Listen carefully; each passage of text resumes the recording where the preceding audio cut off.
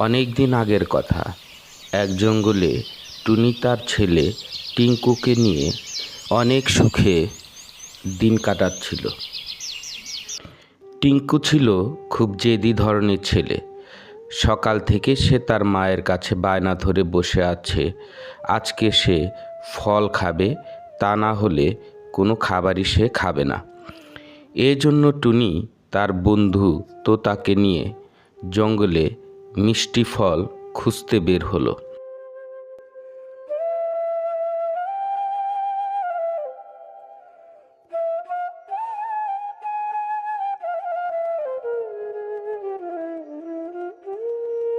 কিন্তু জঙ্গলে অনেক খুঁজেও কোনো ফল তারা খুঁজে পেল না।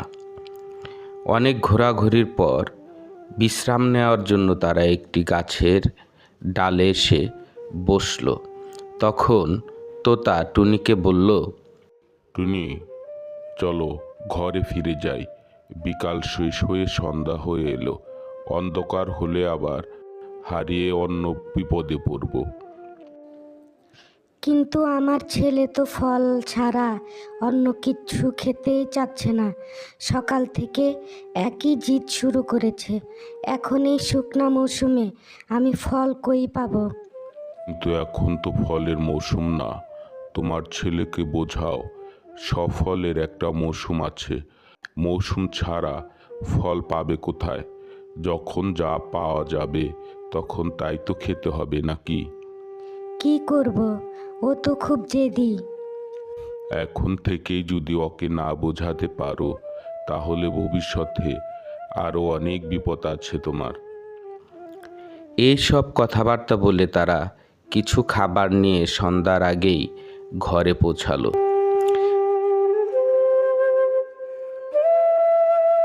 খাবার দেখে টিঙ্কু তার মাকে বলল, মা, তুমি আবার একই খাবার নিয়ে এসেছো। আমি এই খাবার খাবো না। বাবা, পুরো জঙ্গল খুঁজেও কোনো ফল আমি পাইনি। এখন তো ফলের সময় না। আজকে খাও, পরে এনে দেব। এত জিদ করো না বাবা। তুমি না খেলে আমার খুব কষ্ট হবে। না, আমি খাবো না, একটুও খাবো না। আমি ফলই খাবো। এই বলে কাঁদতে কাঁদতে টিঙ্কু শুয়ে পড়ল। টিঙ্কু তার মাকে অনেক জ্বালাতন করত। কোনো খাবারই সে হাসি মুখে খেত না, আর বিভিন্ন জিনিস নিয়ে জিদ করত। টুনি তার ছেলের এই জিদের কারণে খুব মনোকষ্টে থাকত। পরের দিন সকালবেলা টুনি চিন্তা করল, ছেলেকে বাস্তবতার একটা ভালো শিক্ষা দিতে হবে, তা না হলে ভবিষ্যতে ছেলে নিজেই খুব বিপদে পড়বে। তাই টুনি তার ছেলেকে বলল, টিঙ্কু সোনা, আমার শরীর খুব খারাপ। আজকে আমি খাবার আনতে যেতে পারবো না বাবা। আজকে তুমি যাও, আর আমাদের দুজনের জন্য খাবার সংগ্রহ করে নিয়ে এসো। কিন্তু মা, আমি কিভাবে কোথা থেকে খাবার আনবো? আমি তো জঙ্গলের কোথাও কিছুই চিনি না। আমি কি কখনো ঘরের বাইরে বের হয়েছি?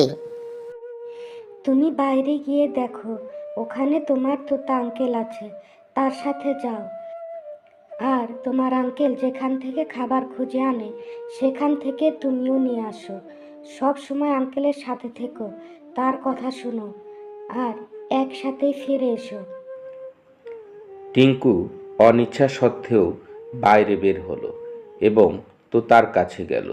তোতা তখন খাবারের সন্ধানে বের হচ্ছিল। আঙ্কেল, আজ মার খুব অসুখ, তাই আমি যাব তোমার সাথে খাবার আনতে। কিন্তু বাবা, খাবার খুঁজতে তো অনেক দূর পর্যন্ত যেতে হয়। তুমি কি এত পরিশ্রম করতে পারবে?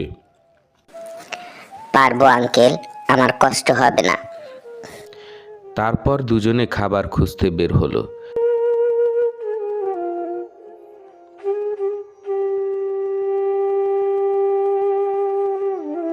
খুঁজতে খুঁজতে তারা এক জায়গায় কিছু খাবার দেখতে পেল।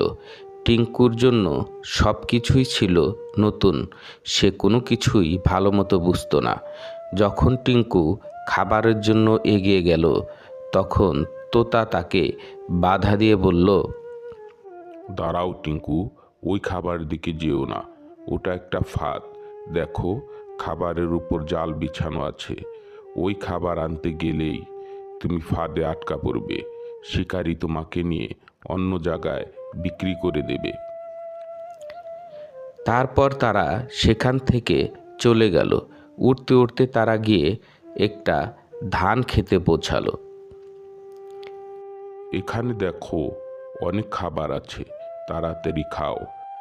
আর খাওয়ার পর কিছু খাবার বাড়ির জন্য নিয়ে যাও, তোমার মা খেতে পারবে। কিন্তু আমি তো মিষ্টি ফল খেতে চাই, ফল কোথায় পাবো? টিঙ্কু, এখন এই মৌসুমে কোনো ফল পাওয়া যাবে না। এখন কিছু খাবার পেলেই জীবন বাঁচানো যায়, আর তুমি মিষ্টি ফল খুঁজছো? এখন তো খাবার পাওয়াই খুব মুশকিল। তাদের এই সব কথাবার্তার মাঝেই ক্ষেতের মালিক এসে পৌঁছালো। এতে করে তাদের আর খাবার খাওয়া হলো না, আর খাবার নেওয়াও হলো না। তারা সেখান থেকে তাড়াতাড়ি সরে পড়ল। এভাবে তারা সারা দিন খোঁজার পর এক সময় নদীর ধারে কিছু খাবার দেখতে পেল। সেখান থেকে কিছু খাবার নিয়ে তারা যার যার ঘরে ফিরে গেল। আজ টিঙ্কু বুঝতে পারল খাবার সংগ্রহ করা কত কষ্টকর। টিঙ্কু তার মাকে খাবার এনে দিল এবং বলল, মা, দেখো, আমি খাবার এনেছি। সারাদিন কিছু খাওনি, একটু খাও মা। তুমিও তো বাবা একই খাবার এনেছো। তুমি না ফল খাবে, তাহলে এই খাবার এনেছো কেন? মা, আমাকে মাফ করে দাও। আজ আমি বুঝতে পেরেছি খাবার সংগ্রহ করা কত কষ্ট। কত বিপদ মাথায় নিয়ে তুমি আমার জন্য খাবার আনো। আমি আর খাবার নিয়ে জিদ করব না মা। তুমি যখন যা এনে দেবে আমি তখন তাই খাবো। এখন তুমি এই খাবার খাও, তাহলে আমার খুব ভালো লাগবে। তারপর তারা দুজনে খাবারগুলো খাওয়া শুরু করলো এবং টিঙ্কু বলল, আজ তো এই খাবারে মিষ্টি ফলের মতো লাগছে মা, আমি বুঝতে পারছি। কারণ আজ এই খাবার তুমি অনেক পরিশ্রম করে সংগ্রহ করেছো। সবাই বলে না, পরিশ্রমের ফল সবসময় মিষ্টি হয়। আসলে আমরা যে জিনিস খুব সহজে পেয়ে যাই তার গুরুত্ব খুব কম থাকে, কিন্তু যা আমরা পরিশ্রম করে অর্জন করি তার মূল্য অনেক বেশি হয়।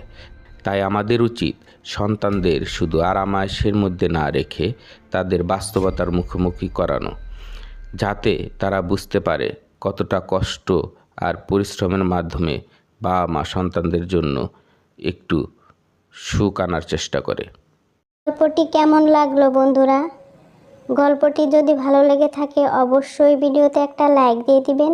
সেই সাথে নতুন নতুন গল্প পেতে চ্যানেলটি সাবস্ক্রাইব করে রাখবেন।